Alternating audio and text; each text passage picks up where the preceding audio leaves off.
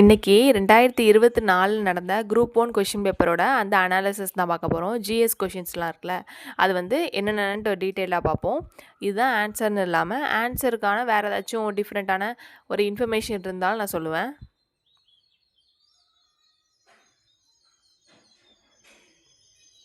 So first question பாருங்கள். இது வந்து அண்ணாவை பற்றின ஒரு கொஷின் கேட்டிருக்காங்க. கூற்று காரணம் டைப்பில் கேட்டிருக்காங்க. கூற்று என்ன கொடுத்துருக்காங்க பாருங்கள். சிஎன் அண்ணாதுரை சிறு தொழிற்சங்கங்களை அமைக்க ஏற்பாடு செய்தார் அப்படிங்கிறாங்க. இது வந்து கரெக்டு தான், ஓகேவா. சிஎன் அண்ணாதுரை என்ன பண்ணியிருக்காரு, சிறு தொழிற்சங்கங்களாம் அமைக்கிறதுக்காக ஏற்பாடு பண்ணியிருப்பார். ஸோ அது கரெக்டாக இருக்குது. காரணம் வந்து தொழிலாளர் நலன் என்பது நேரம் மற்றும் இடத்துடன் தொடர்புடையது அப்படிங்கிறாங்க. இதுவுமே கரெக்டு தான். தொழிலாளர் நலன் அப்படிங்கிறது அந்த நேரம் அப்புறம் இடம் இதை பொறுத்துனது தான் அந்த தொழிலாளரோட நலன் அப்படிங்கிறதுங்க சொல்கிறாங்க. அதுவுமே கரெக்டு தான். ஸோ கூற்று கரெக்டாக இருக்குது, காரணமும் கரெக்டாக இருக்குது. ஆனால் வந்து அந்த காரணம் அப்படிங்கிறது கூற்றுக்கான சரியான விளக்கமாக இருக்கான்னு கேட்டால் இல்லை. ஸோ வந்து ஏ ஆர் இரண்டும் சரி, ஆனால் ஆருக்கு ஏ வந்து சரியான விளக்கம் அல்ல அப்படிங்கிறதா இது கரெக்டான ஆன்சர். Option D. இங்கிலீஷ்லேயே அதான். அசர்ஷன் என்னென்னா C N Annadurai organised small labour unions அப்படிங்கிறாங்க. அது கரெக்டு. ரீசன் பார்த்திங்கன்னா labour welfare is related to time and place, அதுவுமே கரெக்டு. ஆனால் ரீசன் அப்படிங்கிறது அசர்ஷனுக்கான ஒரு ரீசனாக இல்லை.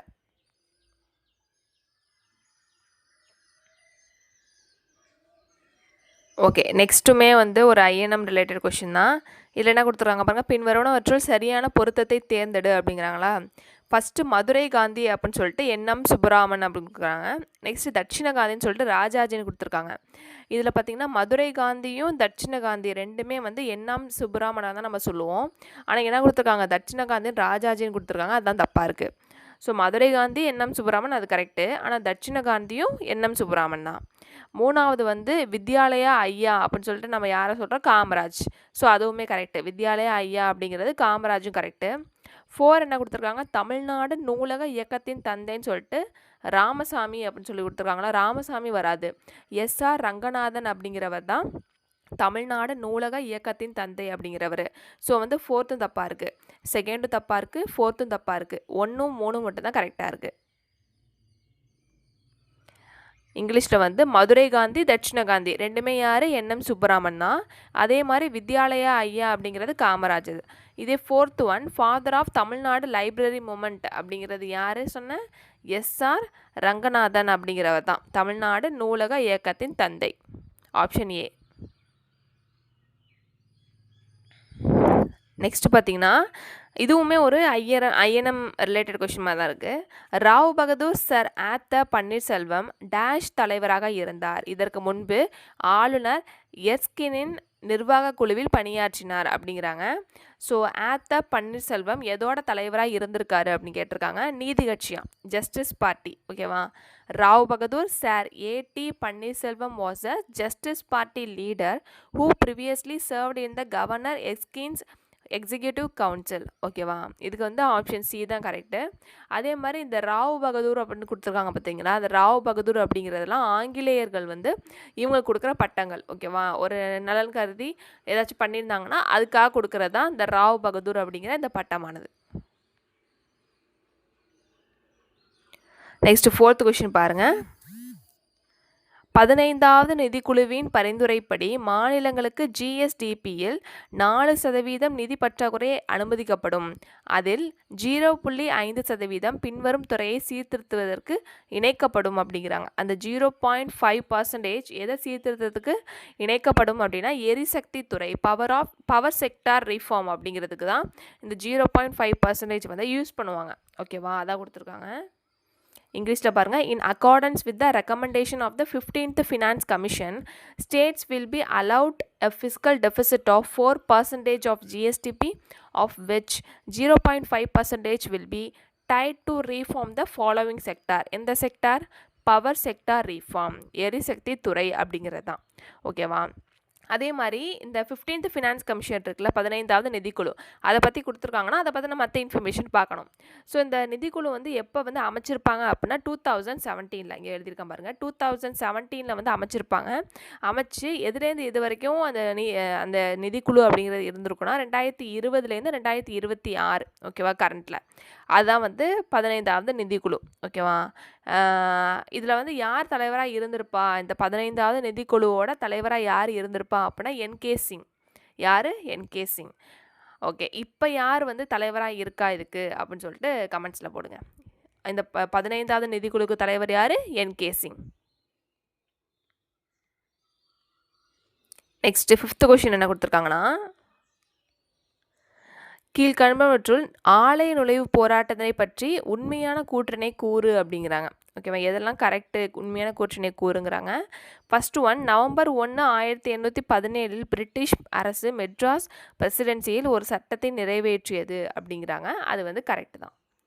இங்கிலீஷில் பார்த்தோம்னா, the British government in the Madras presidency passed and act on November 1 of 1817 அப்படிங்கிறது கரெக்டு. இதே செகண்ட் ஒன் பார்த்தோம்னா, இது கோவில் நிர்வாகத்தின் ஒரே மாதிரியான அதிகாரங்களை ஆதரிக்கிறது அப்படிங்கிறாங்க. அதுவுமே கரெக்டாக தான் இருக்குது. இங்கிலீஷில் பாருங்கள், it supported the identical powers of temple management அப்படிங்கிறது கரெக்டு. ஆனால் தேர்ட் ஒன் வந்து தப்பாக இருக்குது. தேர்ட் ஒன் அப்படிங்கிறது தப்பாக இருக்குது. இது வங்காள சட்டம் நம்பர் அந்த இதெல்லாம் கொடுத்துருக்காங்க தெரியுமா, இது எல்லாமே தப்பாக இருக்குது. ஸோ ஃபஸ்ட்டும் செகண்டும் தான் கரெக்டு. Option B.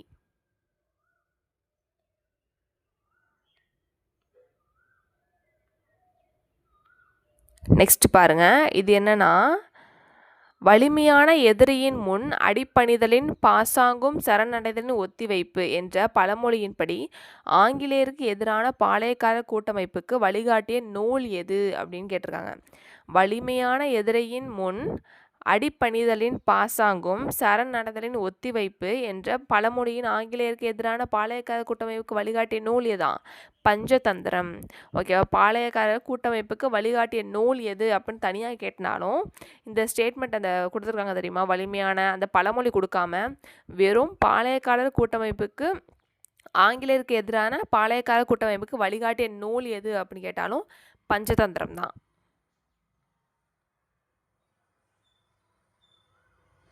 நெக்ஸ்ட் இது வந்து கால வரிசைப்படுத்துக்கன்னு சொல்லுவாங்களா, அந்த கொஷின். கீழ்கண்டவற்றை கால வரிசைப்படுத்துக. இதில் ஃபஸ்ட்டு பார்த்தீங்கன்னா, பாரத மாதா சங்கம் அப்படிங்கிறது 1907 வந்து ஏற்படுத்தியிருப்பாங்க. 1907 தான் பாரத மாதா சங்கம் அப்படிங்கிறது. இதே சென்னை மகாஜன சபை அப்படிங்கிறது 1884. ஓகேவா? நெக்ஸ்ட்டு ஹோம் ரூல் இயக்கம். ஹோம் ரூல் இயக்கம்னா என்ன? தன்னாட்சி இயக்கம். அது எப்போனா 1916 செப்டம்பர் மாதம் அன்னி பெசன்ட் அம்மையார் தான் என்ன பண்ணியிருப்பாங்க, ஏற்படுத்தியிருப்பாங்க. இதே மதராஸ் திராவிட சங்கம் அப்படிங்கிறது 1912. ஓகேவா? இந்த மதராஸ் திராவிடியன் அசோசியேஷன் இது வந்து என்னவா யார் வந்து சேஞ்ச் பண்ணியிருப்பா? இந்த வருஷம் 1912 தான் மெட்ராஸ் நேட்டிவ் அசோசியேஷன் இருந்திருக்கும்.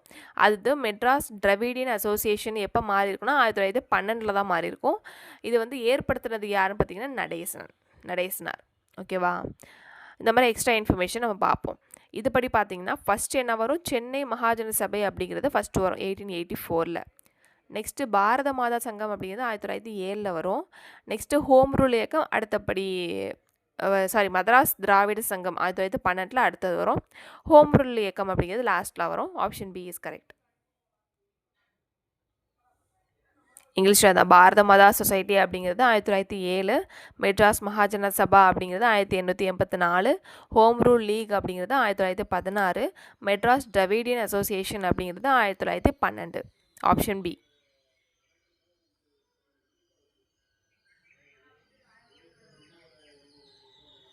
ஓகே, இது வந்து ஒரு திருக்குறள் ரிலேட்டடான கொஷின். ஓகேவா? வெண்மை எனப்படுவது யாதென வள்ளுவர் கூறுகிறார் அப்படின்னு கேட்டிருக்காங்க. வெண்மை எனப்படுவது யாதென வள்ளுவர் கூறுகிறார் அப்படின்னா, தாம் அறிவொளி படைத்தவர்கள் என்று நினைக்கும் செருக்கு. தாம் அறிவொளி படைத்தவர்கள் என்று நினைக்கும் செருக்கு அப்படின்னு சொல்லியிருக்காங்க. ஓகேவா? இது என்னென்னா, நான் தான் அறிவாளி படைத்தவன் அப்படின்னு சொல்லிட்டு நினைக்கிறது தான் அந்த செருக்கு தான் வெண்மை எனப்படுவது அப்படின்னு சொல்லி வள்ளுவர் சொல்லியிருக்காராம். இது வந்து ஒரு குறள்லேருந்து எடுத்திருக்காங்க. என்ன குறள்னு பார்ப்போம். வெண்மை எனப்படுவது யாதெனின் ஒண்மை உடையம் யாம் என்னும் செருக்கு அப்படிங்கிறது. வெண்மை எனப்படுவது யாதெனின் ஒண்மை உடையம் யாம் என்னும் செருக்கு அப்படிங்கிறது தான் இந்த திருக்குறள்.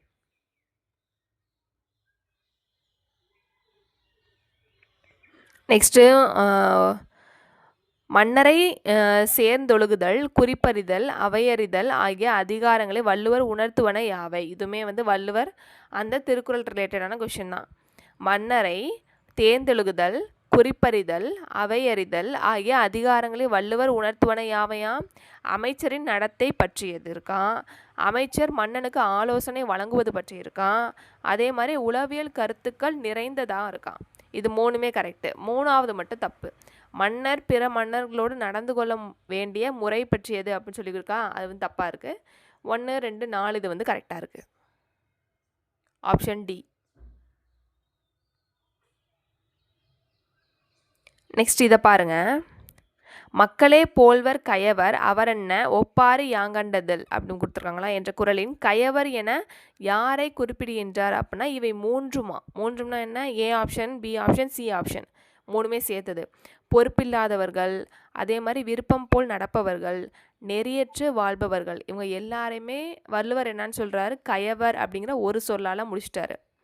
ஒரே சொல் கயவர் அப்படிங்கிறதுல இந்த 3 பேரையும் அடக்கிட்டார். யார் யார்?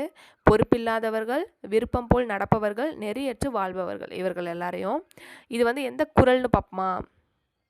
அதாவது என்ன சொல்கிறாருன்னா, உருவத்தில் மனிதர் போல் ஆனால் குணத்தில் வேறுபட்டவர்கள் அப்படின்னு சொல்கிறாரு. உருவத்தில் பார்க்க மனுஷன் மாதிரி இருந்தாலும் அவங்க வந்து குணத்தில் எப்படிப்பட்டவங்களா? மாறுபட்டவங்களா இருக்காங்க அப்படின்னு சொல்லிட்டு சொல்லியிருப்பார் கயவர் அப்படின்ட்டு. இவங்க 3 பேரையும் சொல்லியிருப்பார்.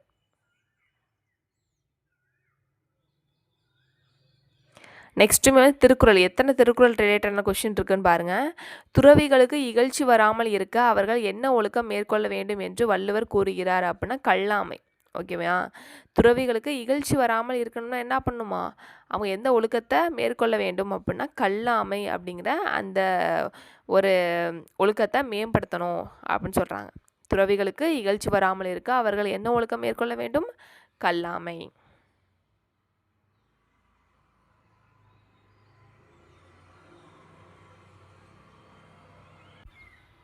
இது பாருங்க, இந்த கொஷினுமே என்னது? ஒரு திருக்குறள் மாதிரி தான் இருக்குது. யாருடைய செல்வத்தை வள்ளுவர் நீர் நிறைந்த ஊருணியோடு ஒப்பிடுகிறார். ஸோ எல்லாமே நிறையா வருது திருக்குறள் கொஷினு. யாருடைய செல்வத்தை வள்ளுவர் நீர் நிறைந்த ஊருணியோடு ஒப்பிடுகிறார் அப்படிங்கிறாங்க. பேரறிவாளன், இதுவுமே வந்து திருக்குறள் தானே. ஊருணி நீர் நிறைந்தற்றே உலகவார் பேரறிவாளன் திரு அப்படிங்கிற அந்த திருக்குறள்லேருந்து தான் இந்த கொஷின் எடுத்திருக்காங்க. யாருடைய செல்வத்தை வள்ளுவர் நீர் நிறைந்த ஊருணியோடு ஒப்பிடுகிறார் அப்படின்னா பேரறிவாளன் திரு.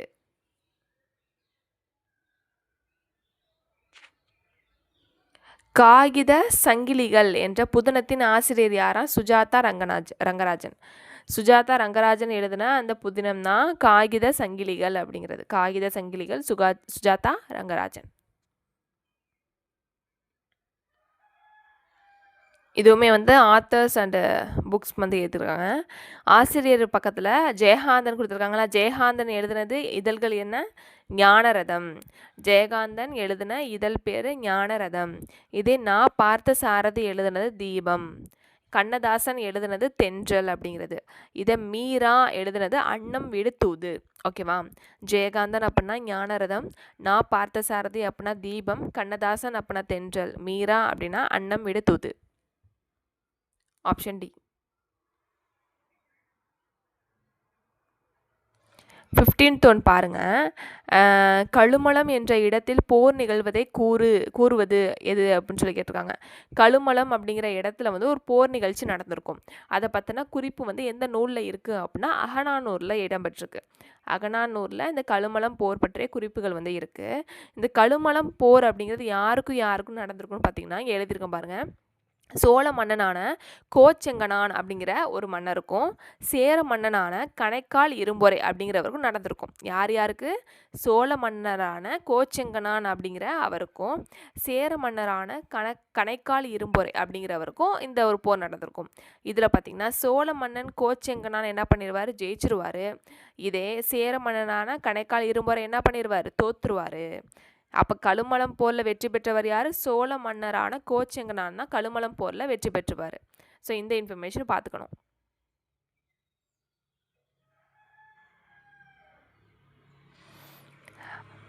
இது வந்து குரூப் 1 கொஷின் பேப்பர் தான் பேர். ஆனால் எவ்வளோ தமிழ் கொஷின் அப்புறம் திருக்குறள் கொஷின்லாம் வந்திருக்குன்னு பாருங்கள்.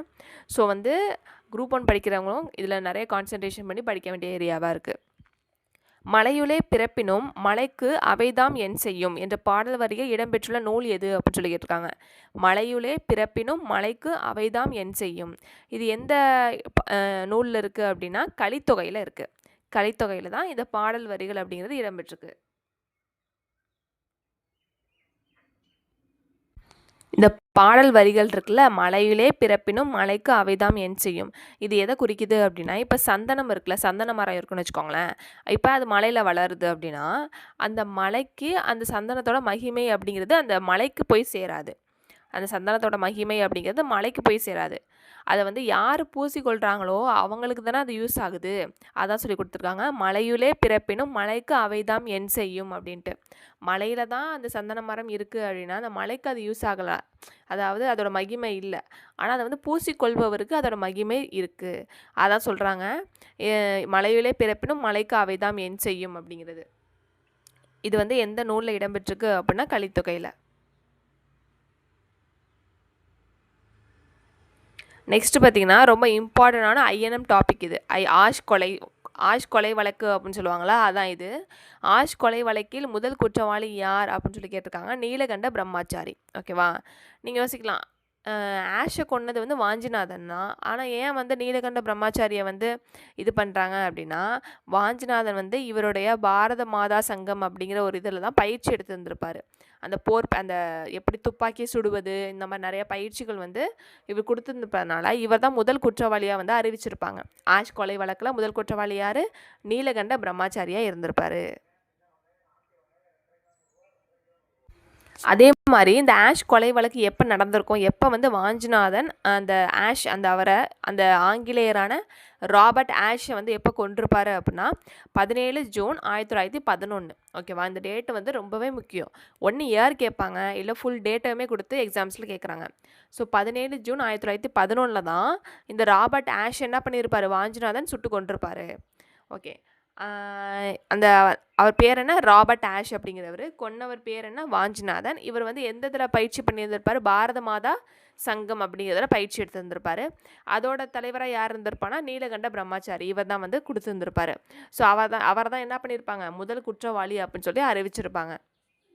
இதில் என்னென்னா அந்த ராபர்ட் ஆஷை வந்து கொன்னுட்டு என்ன பண்ணிடுவார்னா அவரே வந்து சூசைட் பண்ணியிருப்பார். வாஞ்சிநாதன் இருக்கார்ல, அவரே வந்து அதே கைத்துப்பாக்கியார அவரே சுட்டுட்டு சூசைட் பண்ணிப்பார், தற்கொலை பண்ணிப்பார். நெக்ஸ்ட் பாருங்க, பின்வருவனவற்றுள் சமண அறிஞர்களின் முக்கிய கற்றல் மையமாக இருந்த இடம் எது அப்படின்னு சொல்லி கேட்டிருக்காங்க. மதுரை தான். சமண அறிஞர்கள் இருக்காங்கல்ல, அவங்களுடைய முக்கிய கற்றல் மையமாக எது இருந்திருக்கு அப்படின்னு பார்த்தோம்னா மதுரை மாநகரம் தான் கற்றல் மையமாக இருந்திருக்கு அப்போலாம் அந்த காலத்தில்.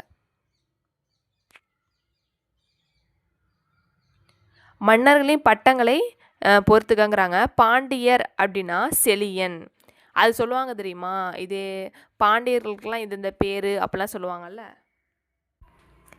அதாவது ஒவ்வொருத்தவங்களுக்கும் ஒவ்வொன்று இருக்குது. நான் சொல்கிறத வந்து நோட் பண்ணி வச்சுக்கோங்க.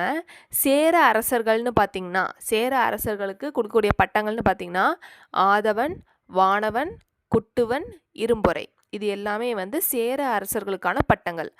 ஆதவன், வானவன், குட்டுவன், இரும்பொறை இதெல்லாமே. இதே சோழ அரசர்களுக்குரிய பட்டங்கள்னு பார்த்திங்கன்னா சென்னி, செம்பியன், கிள்ளி, வளவன். ஓகேவா, சென்னி, செம்பியன், கிள்ளி, வளவன். நெக்ஸ்ட்டு பாண்டிய அரசர்கள் இருக்காங்கல்ல, அவங்களுக்குடைய பட்டங்கள், அவங்களுக்குடைய அந்த பட்டங்கள்னு பார்த்திங்கன்னா மாறன், வழுதி, செலியன், தென்னர். மாறன், வழுதி, செலியன், தென்னர் எல்லாமே 4 டைட்டில்ஸ் இருக்குது, பட்டங்கள் இருக்குது. இது வந்து நல்லா படித்து வச்சுக்கணும். ஏன்னா ஒன்று ஒருத்தவங்களுக்கு கொடுத்து மட்டும் கேட்கலாம், இல்லைனா இந்த மாதிரி மேட்சிட்டில் கூட இந்த மாதிரி பொறுத்துகன்னு சொல்லி கூட அவங்க வந்து கேட்கலாம். இதில் ஃபஸ்ட்டு பாருங்கள், பாண்டியர்னு கொடுத்துருக்காங்களா, பாண்டியர் அப்படின்னா என்ன சொன்ன, மாறன், வழுதி, செலியன், தென்னர், இது 4மே வந்து பாண்டியர்களுடைய பட்டங்கள். இதில் அங்கே இந்த ஆப்ஷனில் எங்கே இருக்குன்னு பார்த்தோம்னா செலியன் இருக்கான், 3வது இதில் செலியன் அப்படின்ட்டுருக்கு. ஓகேவா, நெக்ஸ்ட்டு பாருங்கள், சேர அரசர்களுக்கு என்ன பட்டம் சொன்ன, ஆதவன், வானவன், குட்டுவன், இரும்பறை அப்படின்னு சொன்னா, இதில் எங்கே இருக்குது ஆதவன் அப்படின்ட்டு இருக்கா, ஃபஸ்ட்டு ஒன்றே இருக்கா ஆதவன்ட்டு. ஸோ அது வந்து நெக்ஸ்ட்டு சோழ அரசர்களோட பட்டங்கள் என்ன சொன்னேன், சென்னி, செம்பியன், கிள்ளி, வளவன் அப்படின்னு சொன்னா, இதில் எங்கே இருக்குது லாஸ்ட்டில் இருக்குது செம்பியன். சென்னி, செம்பியன், கிள்ளி, வளவன் சொன்னேன். செம்பியன் அப்படிங்கிறது லாஸ்ட்டில் இருக்குது. ஸோ வந்து இதை நம்ம ஆப்ஷன் வந்து ஆர்டர் பண்ணிட்டாலே லாஸ்ட் ஒன் ஆய் அப்படிங்கிறது அந்த ஆய் நாட்டு மன்னராக திதியன் அப்படிங்கிறவர், அந்த திதியன் அப்படின்னு தான் பட்டம் வந்துடும். ஓகேவா? ஸோ பாண்டியர் அப்படின்னா செலியன், இதே சேரர் அப்படின்னா ஆதவன், இதே சோழர் அப்படின்னா செம்பியன், ஆய் அப்படின்னா திதியன்.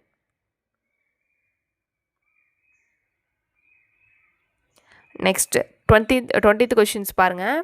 என்ன கேட்டிருக்காங்க? Tamil Nadu disaster recovery centre is located at. அந்த Tamil Nadu disaster recovery centre TNDRC அப்படிங்கிறது எங்கே இருக்குது அப்படின்னா திருச்சிராப்பள்ளியில் இருக்குது. தமிழ்நாடு பேரிடர் மீட்பு மையம் அமைந்துள்ள இடம் எதுவான்? திருச்சிராப்பள்ளியில் இருக்குது. இதெல்லாம் வந்து எல்லா எக்ஸாம்ஸ்லையும் இந்த ஒரு கொஷின் மாதிரி கேட்டுறாங்க. போன குரூப் 4ல் கூட கேட்டிருந்தாங்க. அதனால் இதையும் நல்லா பார்த்து வச்சுக்கணும்.